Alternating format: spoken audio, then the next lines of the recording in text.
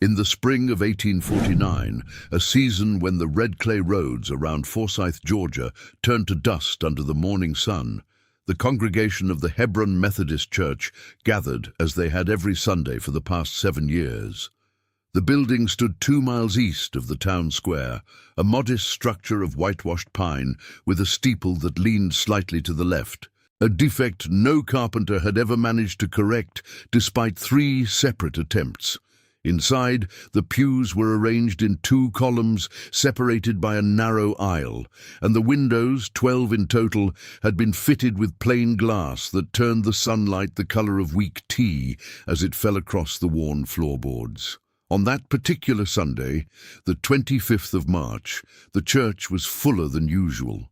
The winter had been uncommonly mild, and several families from the outlying farms had made the journey into town, their wagons leaving deep ruts in the softening earth. Among those present were Abel Thorne, a merchant who dealt in cotton goods and hardware, seated in the 3rd row with his wife and 2 adult daughters, and Silas Crane, a man of 53 years who operated a small tannery on the eastern bank of the Toaliga River. The 2 men had been business partners for nearly a decade, their names appearing together on the ledgers of the Forsyth Agricultural Society, a cooperative that managed grain storage and equipment loans for the county's farmers. Also present was Miss Charity Sloan, the 38-year-old schoolteacher who maintained the accounts for the small school attached to the congregation, a position she had held for 4 years without incident or complaint.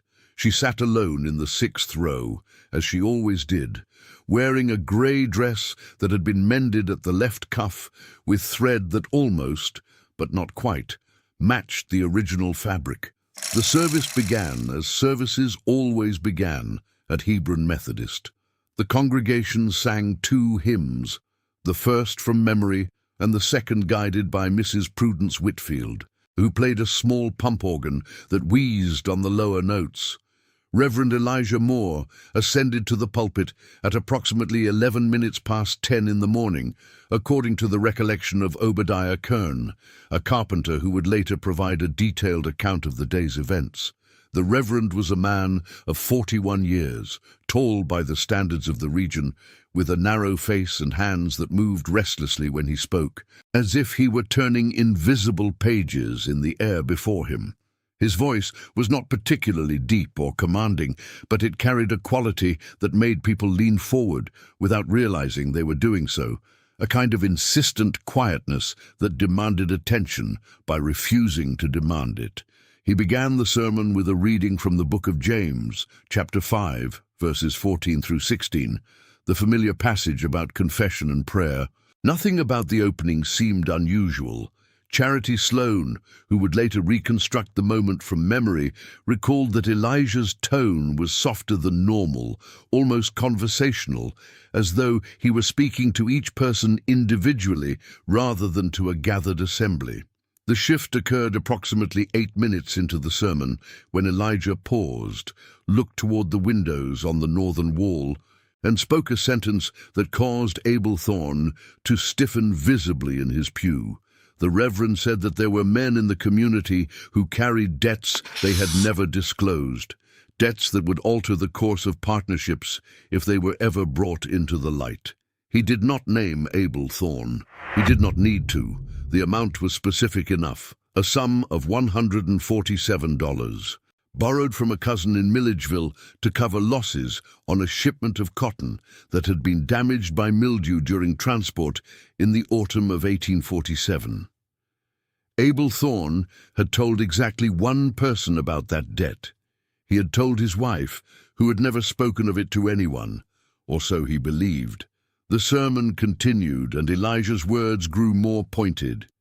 He described a proposal of marriage that had been refused in secret, a rejection that the woman involved had never disclosed to her family, because the suitor was a man her father would have approved of, and the refusal would have raised questions she did not wish to answer. 3 women in the congregation exchanged glances that none of them would later acknowledge. The proposal had occurred in December of 1848, on a Tuesday evening, behind the Cooper family's smokehouse. Only 2 people knew the details. Neither had ever spoken of it.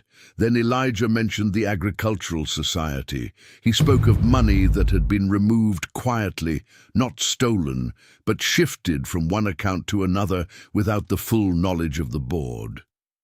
The amount was $82, and the purpose had been to purchase replacement parts for a grain thresher that had broken during the previous harvest. The transaction was legitimate, but it had been handled discreetly, because one member of the board had a personal interest in the equipment supplier, a connection he preferred not to disclose. 3 men on the board looked at each other with expressions that ranged from confusion to careful blankness.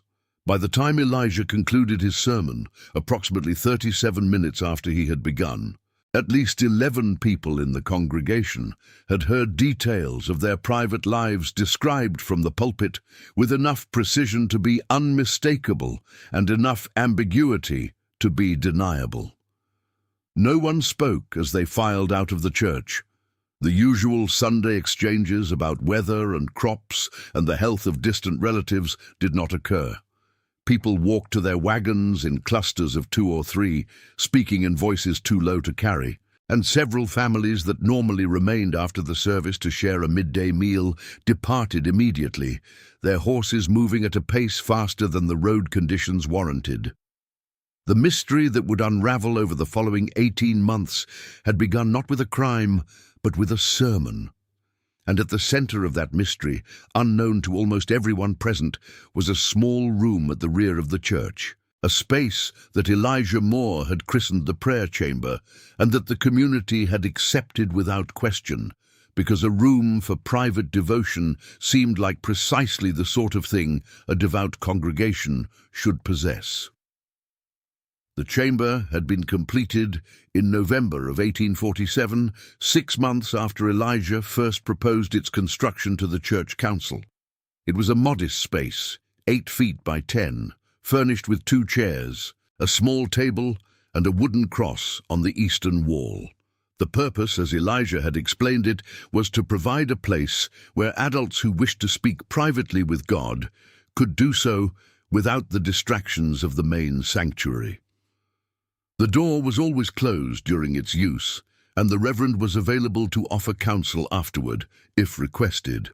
What no one in the congregation understood, and what would take Charity Sloan nearly a year and a half to discover, was that the prayer chamber had been designed for 2 purposes, and only one of them involved prayer. The second purpose was embedded in the walls themselves, in a cavity that should not have existed, and a narrow corridor of air that carried sound from one end of the building to the other with a clarity that was, in its own way, remarkable. The raw materials of a secret are ordinary things: wood and plaster, a gap between 2 walls, the angle at which a voice reflects off a ceiling. These are not the ingredients of conspiracy. They are the components of architecture. And architecture, like theology, can be made to serve purposes it was never intended to serve. The Hebron Methodist Church had been built in 1831 by a congregation that numbered fewer than 40 souls. The original structure was a single room with a packed dirt floor, and over the following decade it had been expanded, improved, and rebuilt in stages, as the congregation grew and its ambitions expanded. By the time Elijah Moore arrived in 1845, the building had acquired a proper foundation of fieldstone, a floor of heart pine planks, and an addition that housed a small office for the minister. The prayer chamber was the final addition, and it was constructed during the autumn of 1847 under the supervision of Obadiah Kern, a carpenter who had been a member of the congregation for 23 years and who had worked on every major improvement to the church since the foundation stones were laid. Kern was a careful man, methodical and precise, with hands that had been shaped by decades of working with wood and a temperament that favored silence over speech. He was 59 years old in the autumn of 1847, a widower whose 2 adult children had moved to Tennessee, and he lived alone in a small house on the western edge of Forsyth, where he kept a workshop that smelled of pine resin and linseed oil. When Elijah Moore approached him with the plans for the prayer chamber, Kern noted two unusual specifications. The first was the location of a narrow ventilation shaft that was to run between the chamber and the minister's office, an opening too thin to serve any practical purpose for air circulation. The second was the instruction to leave a void between the inner and outer walls, a space roughly 3 inches wide that would not be filled with the usual mixture of horsehair and plaster. Elijah explained that the cavity would improve acoustics, creating a resonance that would make the chamber feel more intimate for prayer. Kern did not argue. He had worked for ministers before, and he had learned that men of God often developed strong opinions about matters they did not fully understand. He built the chamber as specified, and when it was finished, Elijah Moore thanked him with a handshake and a prayer that lasted longer than Kern considered necessary. For the first several months of its existence, the prayer chamber served its stated purpose without incident. Members of the congregation used it for private devotion, emerging after 15 or 20 minutes with expressions of quiet contemplation. Some requested counsel from Reverend Moore afterward, others did not. The chamber became a normal part of the church's rhythm, unremarkable and accepted. Then, gradually, imperceptibly at first, Elijah Moore's sermons began to change. The transformation was subtle enough that most members of the congregation could not have identified when it started. His early sermons, delivered during his first year at Hebron Methodist, had been conventional in their content. Meditations on Scripture, exhortations to virtue, warnings against the ordinary vices of pride and greed and sloth. He was not a particularly original preacher, but he was earnest. And earnestness in a rural congregation counted for more than eloquence.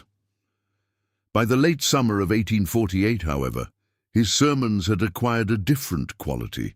They became more specific, more personal, as though he were addressing not a congregation but a collection of individuals, each with a particular failing that he alone could perceive. He began to speak less about sin in the abstract and more about secrets in the concrete, hidden resentments between neighbors, financial arrangements that had been kept from spouses, private doubts about the faith that members had voiced only to themselves or to their closest confidants.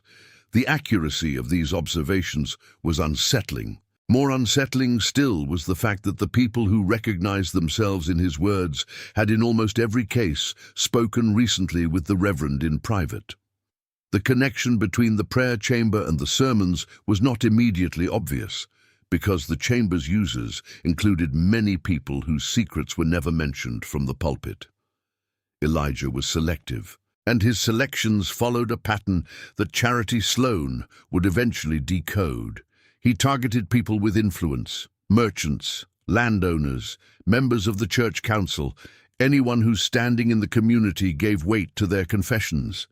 The prayers of farmers and laborers and widows on fixed incomes did not interest him, because their secrets, whatever they might be, could not be weaponized to the same effect. Charity Sloan noticed the pattern because she was, by profession and temperament, an observer of patterns.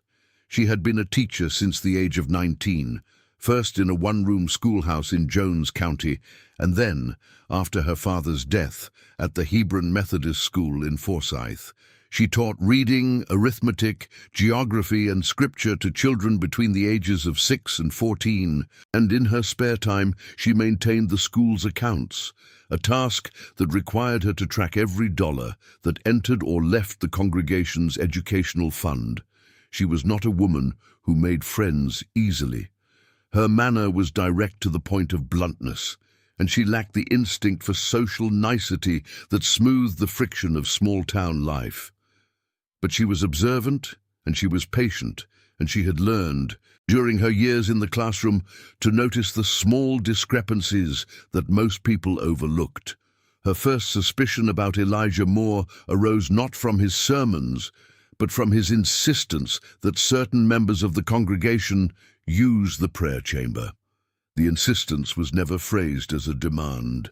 Elijah presented it as a pastoral recommendation, a suggestion that private prayer might benefit those who carried heavy burdens. But the recommendations were repeated, and they were directed with striking consistency toward the same individuals: the wealthy, the influential, the people whose private thoughts could cause damage if they became public. Charity herself had been approached by Elijah on 3 separate occasions, each time with the gentle suggestion that she might find comfort in the prayer chamber. She had declined each time, politely but firmly, explaining that she preferred to pray in the open sanctuary, where the light from the windows reminded her of the presence of God. Elijah had accepted her refusals with a smile that did not quite reach his eyes, and he had not pressed further. But Charity noticed that after her 3rd refusal, his demeanor toward her changed. He became cooler, more distant, and when he spoke to her after services, his words carried an edge that had not been there before. The first major incident that forced the congregation to confront the situation occurred in February of 1849, 5 weeks before the sermon that would make Elijah Moore infamous. Josiah Pritchard, a man of 46 years who owned a carriage workshop on the southern edge of Forsyth, dissolved a business partnership with his cousin Nathaniel after Elijah, during a Sunday sermon, made an oblique reference to someone close concealing a portion of shared profits. The reference was vague, but Josiah Pritchard recognized the details. He had recently spoken with Elijah in the prayer chamber, and during that conversation he had mentioned a sum of money that he had set aside for equipment repairs. He had not described it as hidden, he had described it as reserved. Elijah's sermon transformed reserved into concealed, and the transformation was enough to convince Josiah that his cousin had been stealing. The dissolution of the partnership was acrimonious and public. It took 11 days for the truth to emerge. Nathaniel Pritchard demanded that the workshop's accounts be examined by an independent auditor, a request that Josiah, convinced of his cousin's guilt, readily granted. The auditor, a retired bookkeeper from Macon named Erasmus Cobb, spent 4 days going through the ledgers and found no evidence of theft, no discrepancies, and no funds that had not been properly accounted for. The money that Josiah had described as reserved was exactly where it was supposed to be, allocated for the purpose Josiah himself had specified. The partnership, however, could not be repaired. Nathaniel Pritchard refused to resume business with a man who had accused him publicly of dishonesty, and the workshop, which had been the largest of its kind in Monroe County, was sold to a competitor from Barnesville at a price substantially below its true value. Josiah Pritchard never returned to Hebron Methodist. He began attending a Baptist church in Forsyth proper, and when asked about his departure, he said only that he had learned a lesson about the difference between private counsel and public accusation. The Pritchard affair should have been a warning to the congregation. It was not. Instead, it had the opposite effect. People who had heard Elijah's sermons and recognized fragments of their own confessions began to believe that the Reverend possessed a genuine gift, a spiritual discernment that allowed him to perceive sins that had never been spoken aloud. The explanation was simpler than anyone wanted to admit, and its simplicity was the reason it went unnoticed for so long. Elijah Moore was not a prophet. He was a listener, and the prayer chamber was not a room for communion with God. It was a room for communion with the minister, whether the person praying knew it or not. The mechanism was architectural.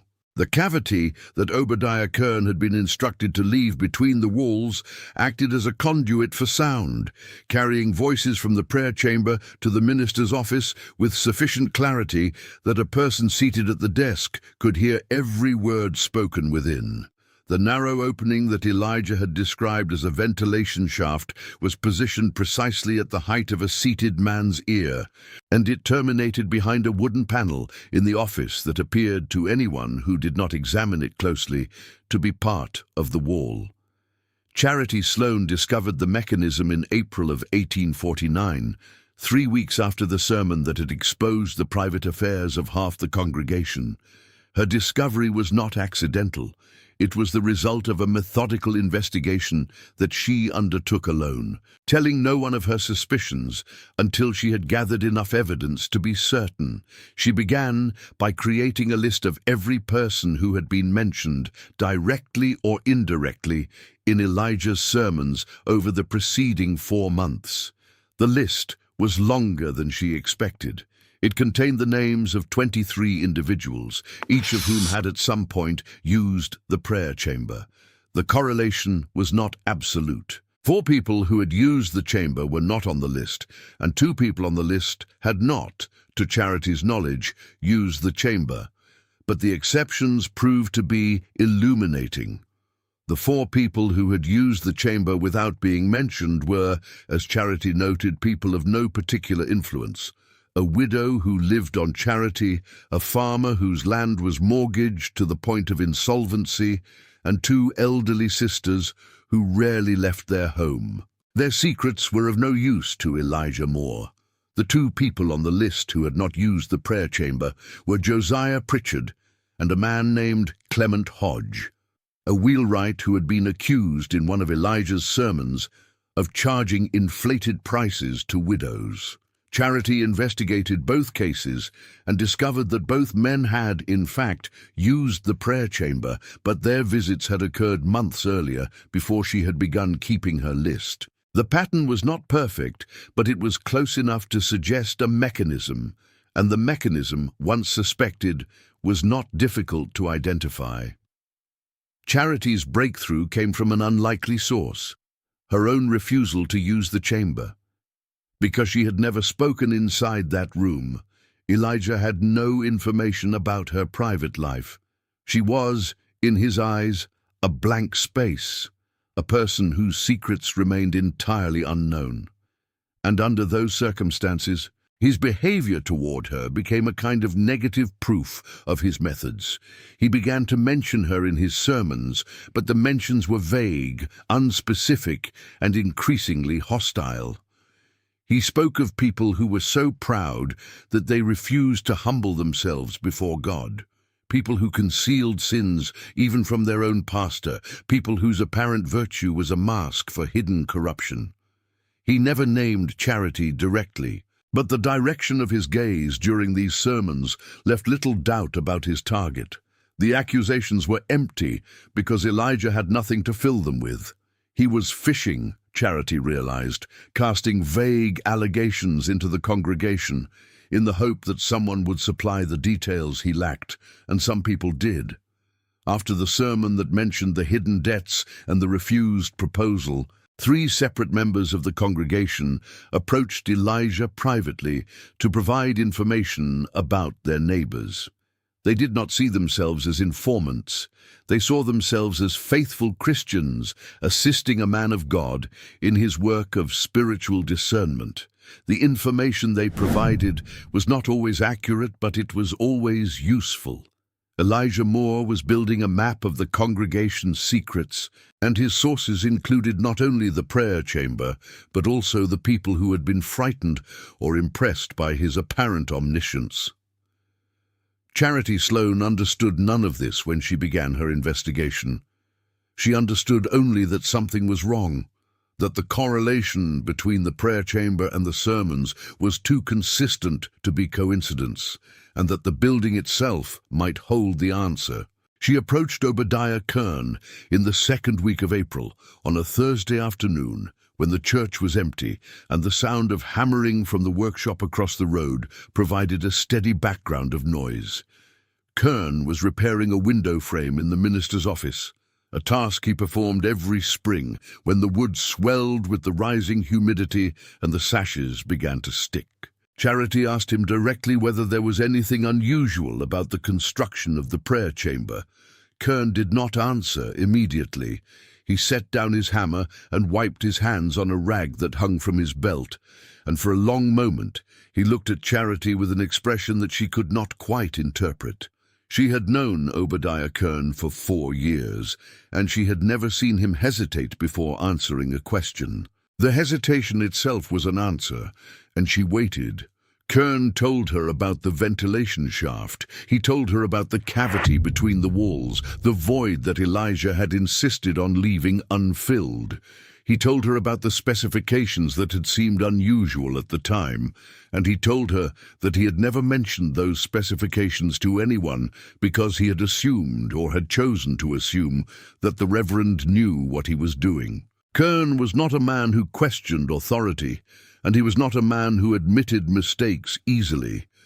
But as he spoke, Charity saw something shift in his expression, a slow dawning of understanding that had probably begun weeks earlier and that he had been suppressing ever since. He had built the mechanism without recognizing what it was, and the recognition, when it came, brought with it a guilt that settled into the lines of his face and did not leave. Charity did not confront Elijah directly. She understood, with an instinct that she had developed during her years of managing children and school boards, that a direct confrontation would give him time to prepare a defense. Instead, she decided to test the mechanism herself. She chose a Saturday afternoon, when the church was empty and the town was quiet with the particular stillness of a Georgia spring. She entered the prayer chamber alone, closed the door, and sat in one of the 2 chairs. She spoke aloud for approximately 4 minutes, describing a fictitious financial concern, a sum of $53 that she had supposedly borrowed from her cousin in Columbus to pay for medical treatment that she had not in fact received. She mentioned the cousin's name, which was real, and the medical condition, which was plausible, and the amount, which was specific enough to be memorable. Then she left the church and waited. On Sunday morning, Elijah Moore delivered a sermon about the sin of financial deception. He did not mention Charity by name. He did not need to. He described with a precision that made Charity's stomach tighten. A woman who had borrowed money under false pretenses, who had claimed a medical need that did not exist, who had deceived her own family for the sake of $53. 2 people in the congregation looked at Charity during the sermon. One of them was her cousin, who lived in Columbus and who had never lent her money for any purpose. The test was conclusive. Elijah Moore was listening to conversations that occurred in the prayer chamber, and he was using those conversations as material for his sermons. Charity now faced a choice. She could expose the mechanism publicly, revealing the ventilation shaft and the cavity and the deliberate design that made the prayer chamber a conduit for eavesdropping. She could destroy Elijah Moore's reputation and, in the process, destroy the trust that held the congregation together. Or she could remain silent, allowing the mechanism to continue functioning while she gathered more evidence and waited for the right moment to act. She chose to wait, and the waiting would prove to be the most difficult decision of her life. Because during the weeks that followed, Elijah Moore's sermons grew more aggressive, more personal, and more damaging, and Charity Sloan, who had never given him any information to use, became his primary target. The summer of 1849 was the hottest that anyone in Monroe County could remember. The red clay roads turned to powder, and the fields around Forsyth acquired the color of old parchment. The crops stunted and brittle under a sky that refused to release its moisture. The heat seemed to press down on the town like a physical weight, and tempers, already frayed by the tensions that Elijah's sermons had introduced, began to snap under the strain. Charity Sloan spent those months in a state of quiet vigilance, attending every Sunday service and taking careful mental notes of everything Elijah said. She had stopped writing things down, afraid that her notes might be discovered and used against her. Instead, she trained herself to remember, to hold entire sermons in her mind and replay them later. searching for patterns and inconsistencies and the small clues that might reveal the full extent of Elijah's operation. What she discovered was worse than she had expected. The prayer chamber was only one source of Elijah's information. As his reputation for spiritual discernment grew, members of the congregation had begun to approach him voluntarily, offering information about their neighbors in the belief that they were assisting a holy man in his work. Some of these informants were motivated by genuine religious conviction. Others were motivated by resentment, jealousy, or the hope that exposing someone else's secrets would distract attention from their own. Elijah received these offerings with the same gentle solemnity that he brought to every interaction, and he filed each piece of information away in a system that Charity would not fully understand until much later. The system was documented in a ledger that Elijah kept in his office, hidden behind a loose board in the floor. The ledger was organized not by topic or date, but by family, with each household in the congregation assigned a page or more, depending on the amount of information available. Beside each name, Elijah had drawn small symbols: a circle for confirmed information, a triangle for unconfirmed rumor, a square for information provided by informants, and a cross for information obtained through the prayer chamber.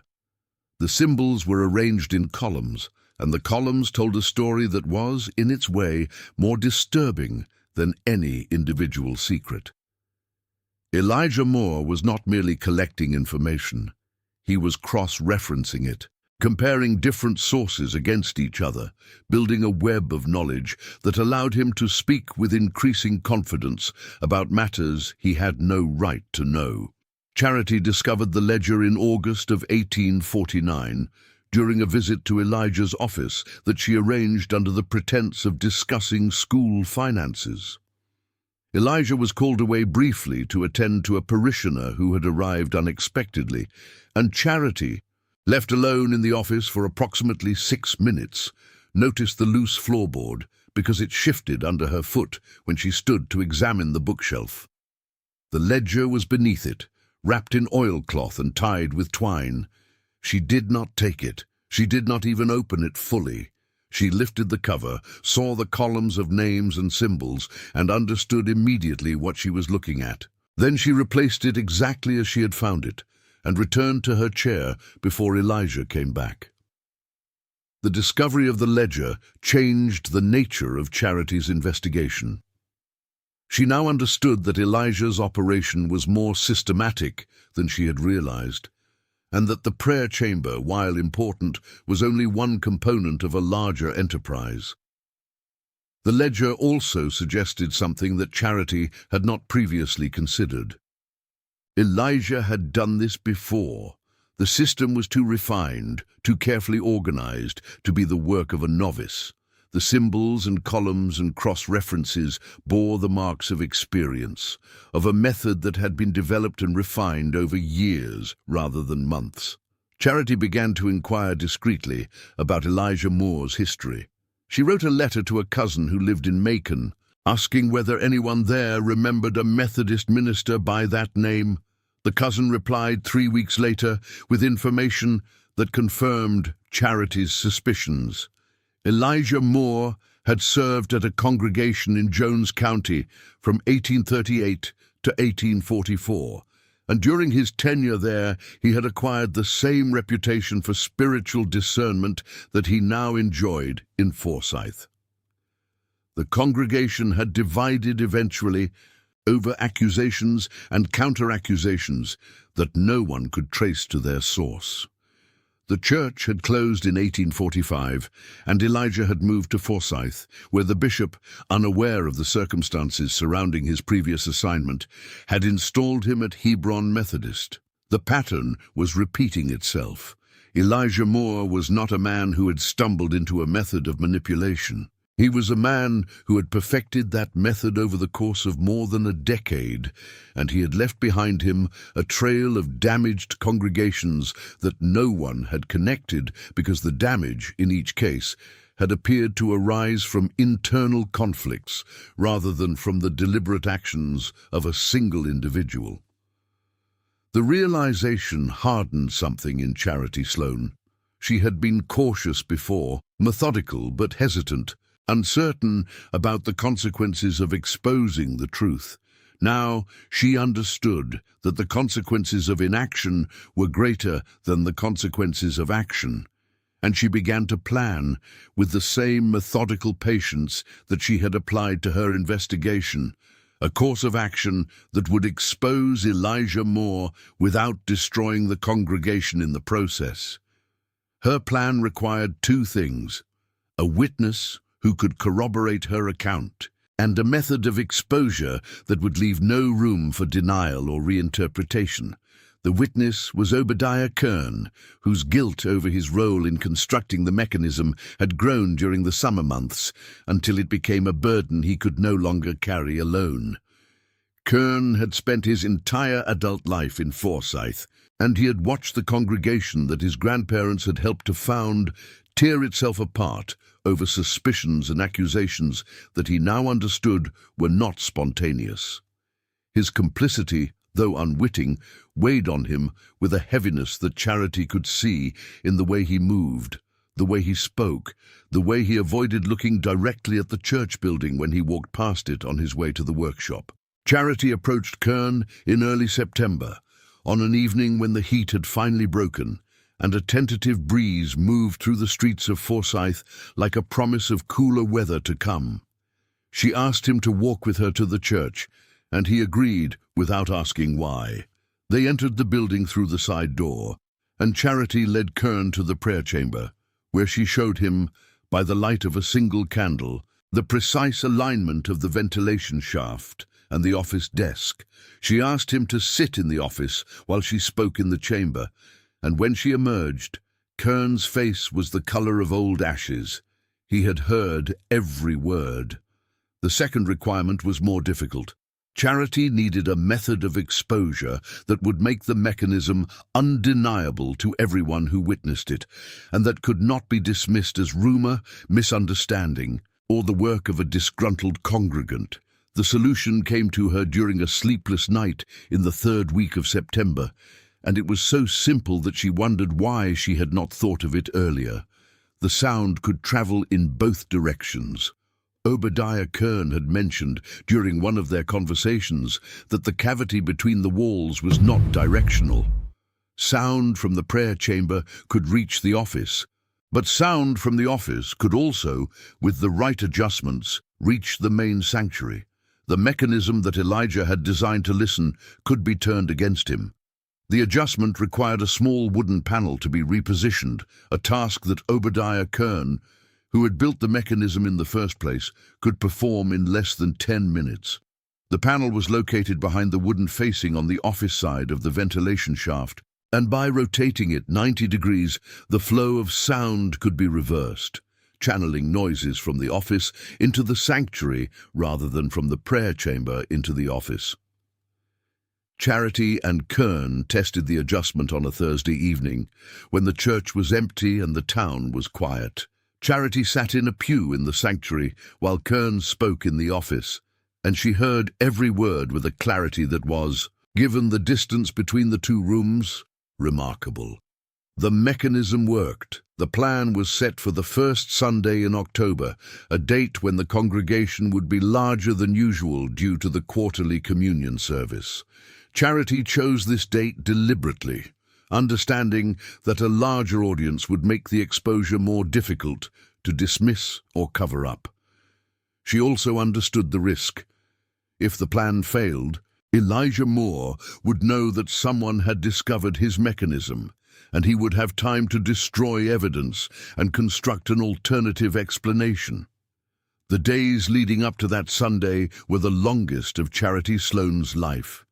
She continued to attend services, continued to endure Elijah's vague accusations from the pulpit, continued to maintain the appearance of a woman who had no particular reason to distrust her pastor. She taught her classes, balanced her accounts, and exchanged pleasantries with neighbors who had no idea what was about to happen. The only person who knew the full extent of the plan was Obadiah Kern. And Kern, during those final days, hardly spoke at all. He spent his evenings in his workshop, not building anything, just sitting among the tools and the sawdust and the half-finished projects that had accumulated over the years, waiting for Sunday to arrive. The first Sunday in October of 1849 dawned clear and cool, the first truly autumnal day of the season, with a sky the color of washed blue porcelain and a breeze that carried the smell of wood smoke from somewhere to the north. The congregation began arriving at the Hebron Methodist Church at approximately 9:30 in the morning, and by 10 o'clock the pews were filled with more than 80 people, a number that exceeded the building's comfortable capacity and forced several families to stand along the side walls. Charity Sloane took her usual seat in the 6th row. She was dressed in the same grey dress she always wore, and her expression to anyone who glanced in her direction was the same expression she always wore: attentive, composed, slightly remote. Inside, her heart was beating with a force that made her lightheaded, and her hands, folded in her lap, were trembling with a fine tremor that she could not control. Obadiah Kern was not in the sanctuary. He was in the minister's office, having arrived an hour earlier to make the final adjustment to the panel. The adjustment had taken less time than expected, and Kern had spent the remaining minutes sitting in the dark, listening to the sounds of the congregation assembling on the other side of the wall, waiting for the moment when his role in this story would become known to everyone he had known for most of his life. The service began as services always began. Mrs. Whitfield played the organ, the congregation sang, and Reverend Elijah Moore, dressed in a black coat that had been brushed and pressed for the occasion, ascended to the pulpit with the same measured dignity that he had displayed on every Sunday since his arrival in Forsyth 4 years earlier. He opened his Bible and began to speak, and for the first several minutes his words were unremarkable. A meditation on the nature of truth, derived from the Gospel of John, chapter 8, verse 32. Charity listened with an attention that was sharper than usual. She was waiting for a particular sound, and when it came, she recognized it immediately. The soft creak of a door opening, followed by the murmur of voices that should not have been audible in the sanctuary. Elijah Moore's office was located at the rear of the church, separated from the main sanctuary by a wall of plaster and lath. Under normal circumstances, conversations in the office could not be heard from the pews. But the panel had been adjusted, and the cavity that Elijah had designed to carry secrets in one direction was now carrying them in the other. The voices grew louder. The congregation, which had been listening to Elijah's sermon with the passive attention of people who had heard many sermons before, began to stir. Heads turned toward the rear of the church. Mrs. Whitfield stopped playing the organ. Elijah Moore, standing at the pulpit, did not immediately understand what was happening. He continued speaking for perhaps 10 seconds after the voices became audible, and then he stopped, his mouth still open, as the words from his own office reached his ears. The voice that the congregation heard was Elijah Moore's. He was speaking to a man named Luther Baines, a deacon who had been one of his most loyal supporters and who had, on at least 4 occasions, provided information about other members of the congregation.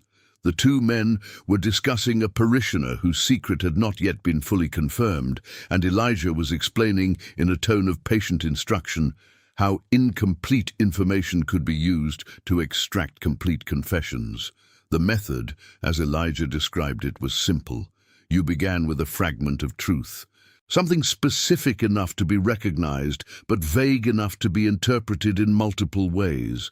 You presented it from the pulpit as though you knew more than you were saying, and you watched for the reactions that would tell you who felt implicated. The people who reacted were the people with something to hide. Once you had identified them, you approached them privately, expressed pastoral concern, and allowed their own guilt to fill in the details you lacked. The silence in the sanctuary was absolute. The 80 people who had come to worship were listening to their pastor explain, in his own words, the mechanics of his deception. Some faces showed confusion. Others showed dawning horror.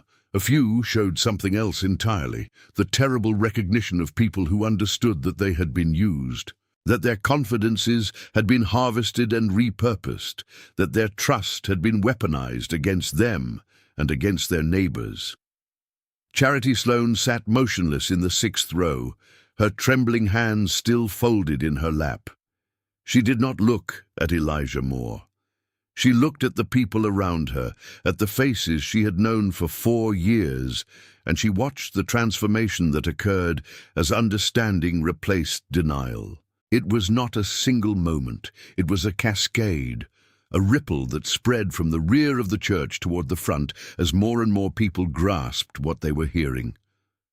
Then Luther Baines, the deacon in the office, said something that made the situation unmistakable. He asked Elijah whether the ventilation shaft had been designed for this purpose from the beginning, and Elijah replied, with a note of impatience, that the design was irrelevant. What mattered was the result. What mattered was that people who had refused to confess their sins voluntarily were now doing so because they believed that God had given their pastor the gift of discernment. The method was a tool, he said, and a tool could not be judged apart from its purpose. The purpose was righteous, therefore the method was righteous. This was the moment at which several things happened simultaneously. A man named Thaddeus Cole, who had been accused in one of Elijah's sermons of concealing a gambling debt, stood up from his pew and began walking toward the rear of the church. His expression was not angry exactly. It was the expression of a man who had just solved a puzzle that had tormented him for months, and the solution was so simple that he could not understand why he had not seen it before. 3 other people followed him, then 5 more. Within a minute, nearly half the congregation was standing, and the sound of their movement was loud enough to reach the office through the same mechanism that had carried Elijah's voice to them. The door between the office and the sanctuary opened, and Luther Baines appeared, his face pale and his eyes darting across the congregation as though searching for someone to blame. Behind him, still seated at his desk, was Elijah Moore. He had stopped speaking. He was staring at the open door, at the faces of the people who had trusted him, and the expression on his face was one that Charity Sloane would remember for the rest of her life. It was not guilt or shame or even fear. It was bewilderment, the confusion of a man who had believed with absolute certainty that his mechanisms were invisible and that the people around him were incapable of seeing through them. The confrontation that followed was not dramatic in the way that confrontations are dramatic in stories. There was no shouting, no violence, no arrests. The congregation, which had been on the verge of something that might have become dangerous, seemed to lose its momentum when it reached the office door. People stood in the hallway and the sanctuary, looking at each other and at Elijah, and no one seemed to know what to say. It was Charity Sloane who finally spoke. She had remained seated during the exodus toward the office, and when she rose, she walked not toward Elijah, but toward the pulpit, where she turned to face the congregation. She did not shout. She did not make accusations. She simply explained, in the same calm voice she used to teach arithmetic to her students, what she had discovered and how she had discovered it. She mentioned Obadiah Kern's role in the construction of the mechanism, and she was careful to emphasize that Kern had not known what he was building.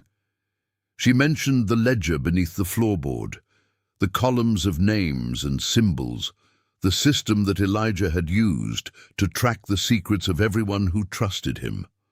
She mentioned the previous congregation in Jones County, the church that had closed after a similar pattern of accusations and divisions, and then she stopped speaking because there was nothing more to say. The truth was no longer a matter of interpretation. It was a matter of architecture, of wood and plaster, and the direction of sound, of a mechanism that had been designed to extract secrets, and a man who had used those secrets to control the people around him. Elijah Moore did not attempt to defend himself. He remained in his office for the remainder of that Sunday, and when the congregation dispersed, he was still there, sitting at his desk, staring at the wall behind which the ventilation shaft carried nothing but silence. He left Forsyth 3 weeks later, officially for reasons of health, though no one could recall him showing any sign of illness before his departure. The bishop, who had been informed of the situation by a delegation from the congregation, arranged for Elijah to be transferred to a small church in Alabama, where, according to the bishop's letter, he would have an opportunity to reflect on his ministry in a quieter setting. The letter did not mention the prayer chamber, the ventilation shaft, or the ledger. It mentioned only that Reverend Moore had served the Hebron congregation faithfully, and that his departure was a loss to the community. Some members of the congregation demanded that Elijah's records be destroyed. Others wanted them preserved, either to discover what had been written about their neighbors, or to ensure that the evidence of his methods could not be used by anyone else. The dispute was never fully resolved. The ledger was removed from its hiding place and placed in a locked cabinet in the church office, where it remained for several years before being transferred, along with other church records, to a storage room in the basement. The prayer chamber was sealed. The door was nailed shut, and a bookshelf was moved in front of it, as though the congregation hoped that by hiding the entrance they could also hide the memory of what had occurred inside. The mechanism remained in the walls, inaccessible but intact, a silent reminder of the purposes that architecture can serve when it is placed in the service of a man who understands its possibilities. The aftermath was not clean. The Hebron Methodist congregation, which had survived for more than 40 years, began to fracture along lines that had been established during Elijah's tenure. The people who had been mentioned in his sermons, accurately or inaccurately, could not forget what had been said about them. The people who had provided information to Elijah could not forget that they had done so. The trust that holds a community together, which is always more fragile than it appears, had been damaged in ways that would take years to repair, and some of the damage would prove to be permanent. Charity Sloan remained in Forsyth for another 3 years. She continued to teach at the school and maintain its accounts, and she watched as the congregation struggled to recover from the divisions that Elijah had created. The school lost part of its funding in the autumn of 1850, when 3 families withdrew their children and their contributions, citing concerns that had nothing to do with education and everything to do with the lingering resentments that Elijah's sermons had planted. Charity did not blame them for leaving. She understood, perhaps better than anyone, that the wounds inflicted by those sermons were not the kind that healed quickly or cleanly. Obadiah Kern died in the winter of 1851 of a fever that swept through Monroe County during an unusually cold January. He was 61 years old, and he had spent the final year of his life carrying a guilt that he could not articulate and could not escape. The mechanism that he had built without understanding had been dismantled before his death, the ventilation shaft filled with plaster and the panel removed entirely, but the dismantling did not bring him the peace that Charity had hoped it would. She attended his funeral, which was held at Hebron Methodist, and she listened as the new minister, a young man from South Carolina who knew nothing of what had happened before his arrival, spoke about Kern's years of service to the church and his skill as a carpenter. The minister did not mention the prayer chamber. He could not have, because no one had told him about it. The years that followed were quiet in the way that small towns are quiet. a stillness that conceals the slow erosion of memory and the gradual forgetting that makes it possible for communities to continue functioning after events that should have destroyed them. The Hebron Methodist Church remained open, and its congregation, though smaller than before, continued to meet every Sunday, singing the same hymns and hearing the same scriptures that they had heard before Elijah Moore arrived. The prayer chamber remained sealed, and eventually most people forgot that it had ever existed. The children who had been taught by Charity Sloan grew up and had children of their own, and the story of the Reverend who had listened through the walls became a story that parents told to frighten their children. A local legend, stripped of names and dates and specific details, reduced to a warning about the dangers of secrets and the people who seek to uncover them. Charity Sloan herself did not forget. She left Forsyth in 1852 and moved to a small town in Alabama, where she taught at a school that was not attached to any congregation and where no one knew her history. She never married, and she never spoke publicly about what had happened at Hebron Methodist. But she kept a small wooden box that contained her notes from the investigation, the lists of names and dates, the reconstruction of the mechanism, the record of what Elijah Moore had done. She kept the box in a drawer beneath her clothing, and she looked at its contents occasionally, not out of anger or bitterness, but out of a need to remind herself that what had happened was real, that it was not a story or a legend or a nightmare from which she had eventually awakened. The box was still in her possession when she died, at the age of 67, in the winter of 1879. It was found by her niece, who had come to settle her affairs, and the niece, not understanding what the papers contained, placed them in a trunk that was later stored in the attic of a house in Columbus, Georgia. The trunk was not opened again until 1963, when the house was sold and the new owners discovered it while cleaning the attic. By then, the papers were fragile and yellowed, and the handwriting was difficult to read. The new owners, a young couple with no connection to Forsyth or to the Hebron Methodist Church, did not understand what they had found. They kept the papers for a few months, intending to donate them to a historical society, and then they lost track of them during a move to another city. The papers were eventually placed in a box of miscellaneous documents that was donated to the Monroe County Courthouse in Forsyth, where they were stored in the basement, unexamined and uncatalogued, among thousands of other records that no one had the time or the resources to organize. The Hebron Methodist Church itself did not survive the 20th century. The congregation dwindled during the years after the First World War, and by the time the Second World War ended, the building was used only for occasional services conducted by a circuit rider who visited once a month. The roof began to leak in the 1950s, and the floorboards, which had been laid by Obadiah Kern's father in 1836, began to rot. The building was demolished in the summer of 1964, its timbers sold for scrap and its foundation stones removed for use in a retaining wall on a farm outside of town. The prayer chamber, which had been sealed for more than a century, was never opened. The mechanism inside the walls, which had been filled with plaster decades earlier, remained hidden until the moment the walls themselves came down. No one who witnessed the demolition understood what they were looking at when the cavity was exposed. A narrow gap between two sets of studs, a space that seemed too deliberate to be accidental and too small to serve any obvious purpose. The demolition crew noted the anomaly in passing and continued their work. And by the end of the day, the building that had housed the Hebron Methodist Church was a pile of weathered wood and broken plaster, indistinguishable from any other demolition site.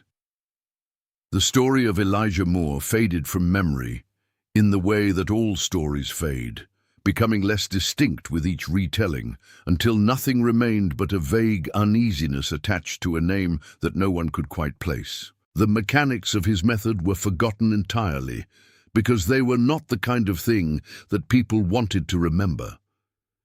It was easier, and more comforting to believe that what had happened at Hebron Methodist was an aberration, the work of a single disturbed individual whose methods had died with him. But Charity Sloane had understood something that most people preferred not to acknowledge. Elijah Moore's true legacy was not the prayer chamber or the ventilation shaft or the ledger with its columns of symbols. His true legacy was the culture he had created, in which ordinary people had learned to see their neighbors' secrets as a form of currency and the exposure of those secrets as a form of righteousness. The mechanism in the walls had been dismantled, but the mechanism in the community had not. Long after Elijah's departure, Charity had found evidence of its persistence. People who had been encouraged to inform on their neighbors continued to do so, not at Elijah's request, but because the habit had become ingrained. Notes were left on the porch of the church, addressed to no one in particular, containing information about debts and infidelities and private conversations that the writers had no business sharing. The notes were collected by the new minister, who had no idea what to do with them, and who eventually burned them in the stove that heated his office. Charity had found some of these notes before they were destroyed, and what struck her most about them was not their content, but their tone. The writers did not seem to regard what they were doing as betrayal. They seemed to regard it as duty, a natural extension of the surveillance that Elijah Moore had taught them to accept. This was the insight that Charity carried with her to Alabama and that she never spoke about, because speaking about it would have required her to admit something that she found deeply uncomfortable. That Elijah Moore had not created the darkness he exploited.